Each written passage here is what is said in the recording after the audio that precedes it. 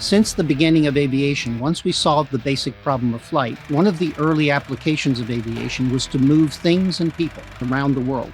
This is a continuous evolution of what aviation originally started out to be. I can't think of a more interesting challenge. Today, when a drone can lift basically its own weight, the challenge of saying, let's see if we can get somebody to have a drone lift 4 times its own weight is a massive jump forward. This is classically what DARPA does, is to ask and say, how do we take not just the next step, but the step after that? With aircraft, you have a lot of room to have a significant impact.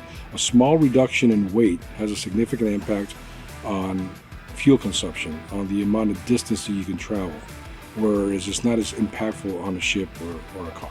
Anytime we expand the capability of a vehicle system and make it better, stronger, faster, then now you have the ability to provide more food. Someone needs blood, you can provide support medically. Someone's in trouble, you can support them from air to ground.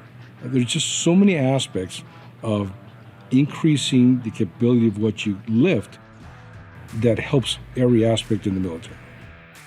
When we first invented helicopters, it opened up entirely new mission sets and capabilities. We have a new floor of performance characteristics. What are the new mission sets that we could open up?